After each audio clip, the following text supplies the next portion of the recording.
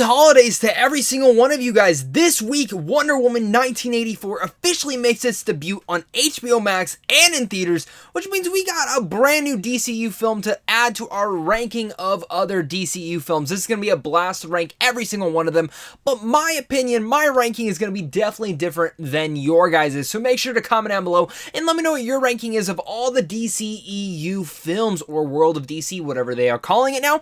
Also, guys, make sure to hit that like and subscribe, and if you guys enjoy geeky content or just love talking movies as much as I do, this is a safe and fun place for you. So let's have a great discussion down below in the comment section. Hit that like and subscribe button, but without further ado, let's get started.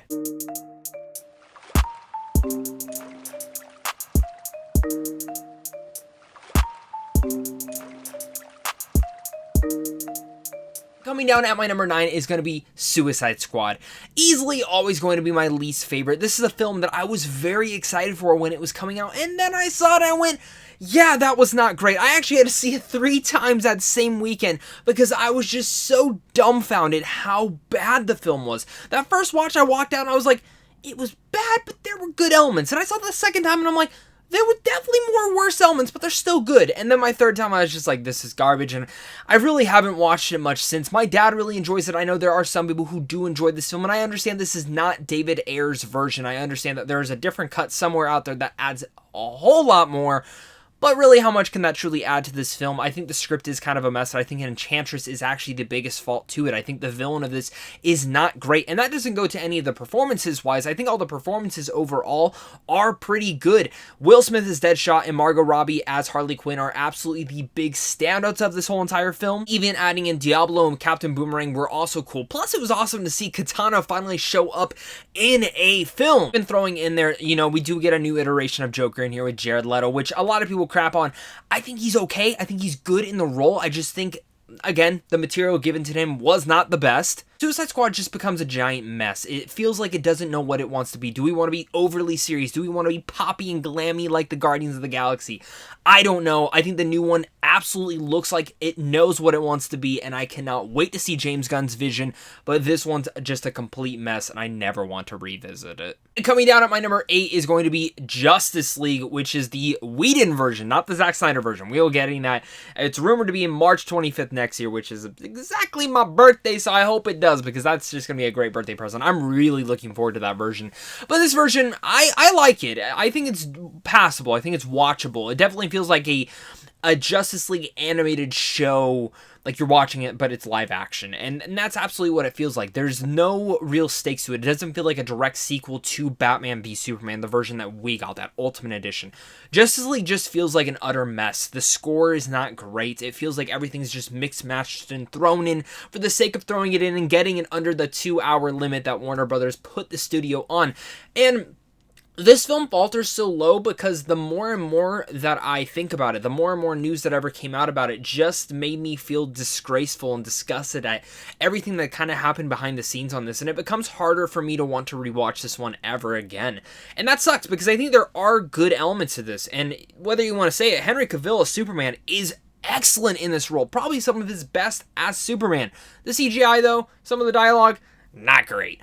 But, again, him as Superman, that was the embodiment that I wanted to see him in. And I love Man of Steel, spoilers, but I love him in this role, and I can't wait to see if we hopefully get more from him later down the road. I can only fingers crossed. But again, there's good elements. It's just, it's not great, and the behind-the-scenes stuff is just disgusting. Coming down at my number 7 is going to be Wonder Woman. Yes, I know a lot of people are going to hate this choice, but hear me out, all right?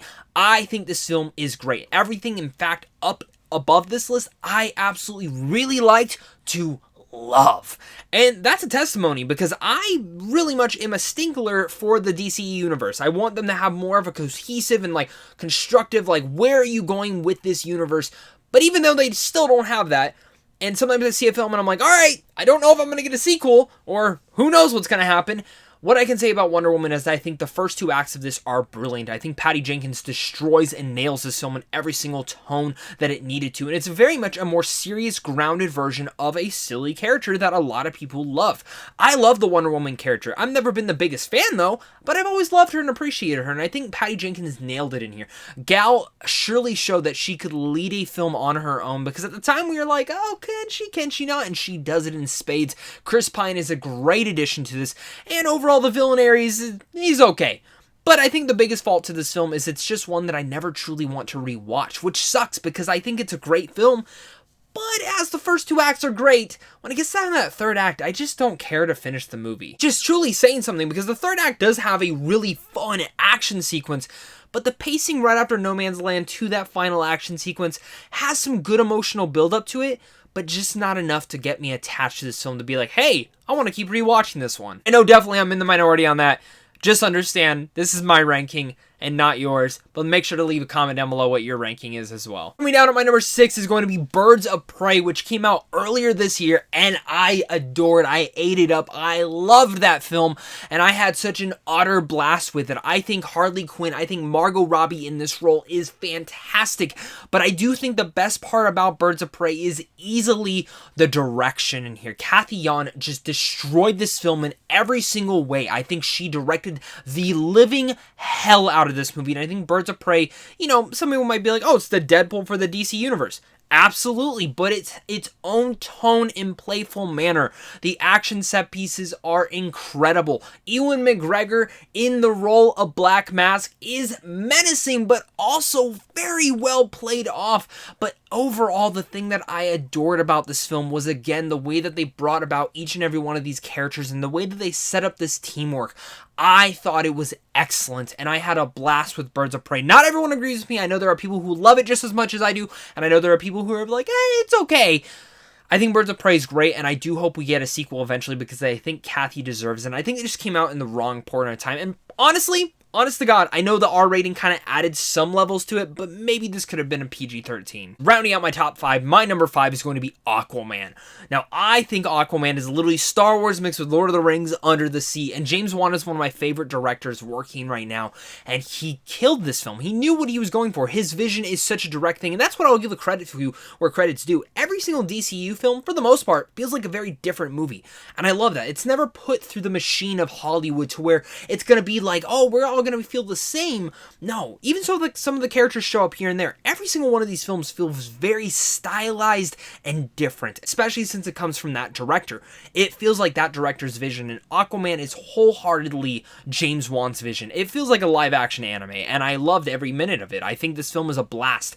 But I will say, even though I love every minute of it, I think the action set pieces are probably some of the best the DC universe has ever seen, and even adding in probably some of the best that any comic book film has ever seen. And on a grand scale, it is so epic, but at times that epicness does short away from the actual emotional arcs that certain characters should get. There's still some emotionality to this, but not as much as I really would want to, especially on certain rewatches. But this is a film that I can pop in, I can have a blast, I can enjoy the 4K, I can see all the bright and visual colors, the cinematography, the visual effects, the action, everything of that nature is just so outgoing, and I just have a blast with Aquaman every single time I jump into it. Jason Momoa leads this film, and I can't wait to see what James Wan does with the sequel, because if he did just this in the first film, God, what is he going to do with the second one? Bring it on. Coming down on my number 4 is going to be Zack Snyder's Batman v Superman Ultimate Edition, not the original cut. I don't even count that. That original cut is crap.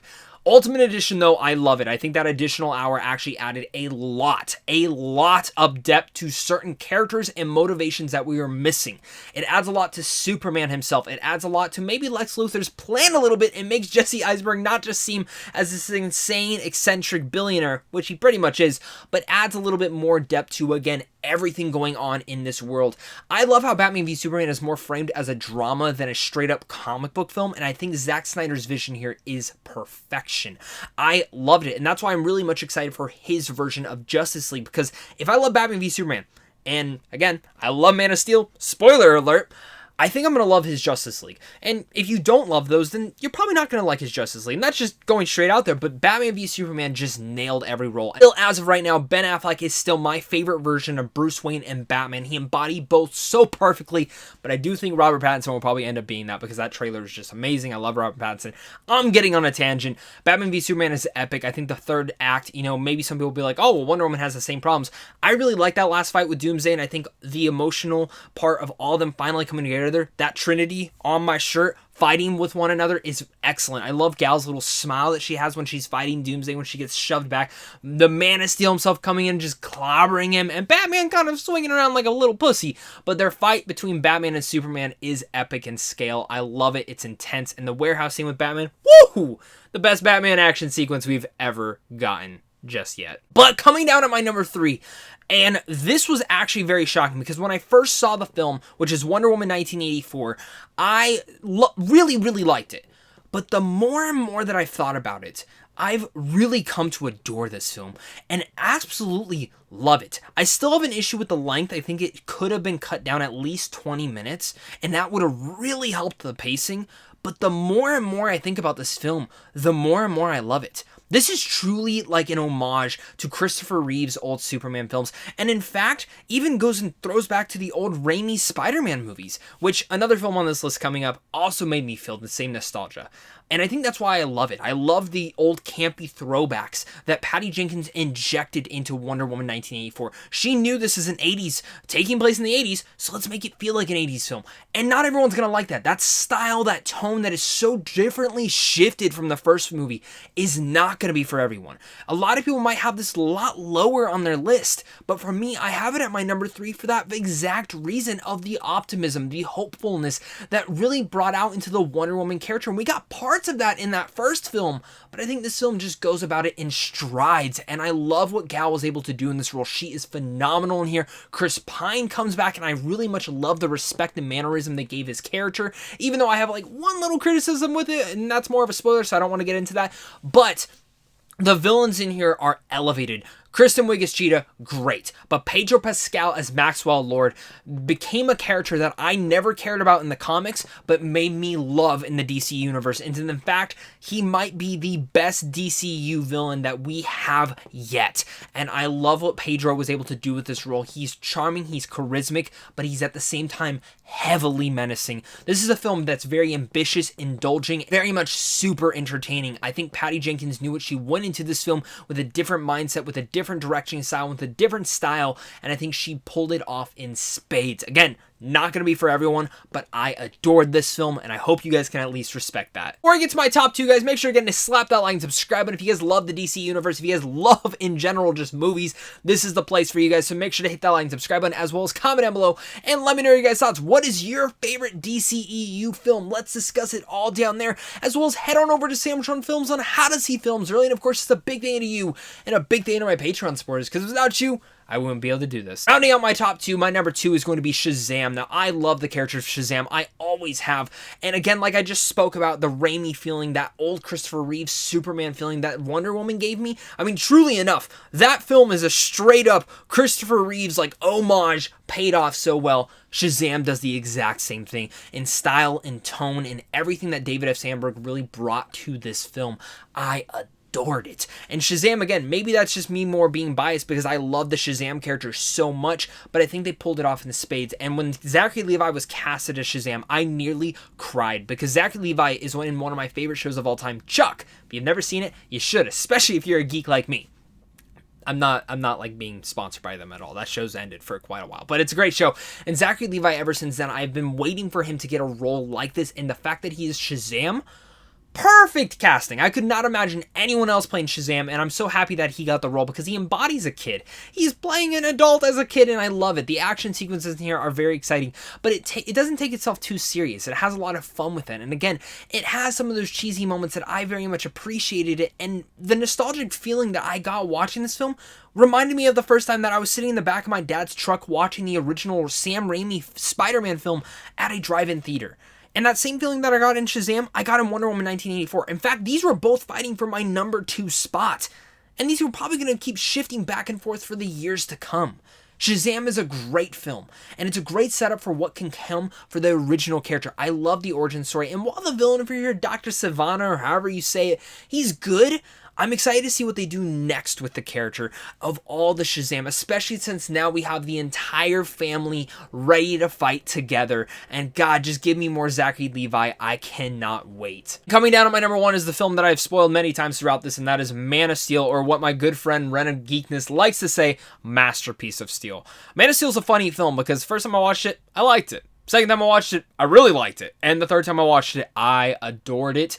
And the fourth time I watched it, I loved it. And I couldn't get the film out of my mind. In fact, I keep thinking about this film multiple times. And just like Hans Zimmer, he did an excellent job in 1984 score in Wonder Woman. He does an amazing job with Man of Steel. I mean, this is probably one of my favorite scores from him of all time. He destroyed the score. Zack Snyder's direction here, for a character that I've never really loved. I've liked Superman. I was him as a kid. I dressed up as him. But I never loved him. And I really wanted to, and Man of Steel was everything I wanted and more. I love a gritty, more super realistic take, as grounded as you could possibly get with the Superman character. But I like this approach to the character. I like how gritty he was, how he's still learning to be Superman. He isn't that Superman yet, and I think the Zack Snyder's Justice League will definitively give us that version of him. Love Henry in the role, and I think he destroys this. I think Amy Adams is great. I think Kevin Costner is excellent, especially General Zod in here. When we get to Michael Shannon, he's terrifying. He's menacing. This is a film that, again, builds and builds and builds upon its structure. And while it is a lot slower, when it gets to that third act, that last action scene, it is terrifying. It is intense. And again, that adds a lot of depth to Batman v Superman. I love those connections that they had seeing Bruce Wayne in the beginning of that film. I adored Man of Steel. I think Man of Steel is a great, excellent, and amazing film. One of the best comic book films of all time. Like I said, Ryan Geekness calls it Masterpiece of Steel. I'm going to be calling the exact same thing.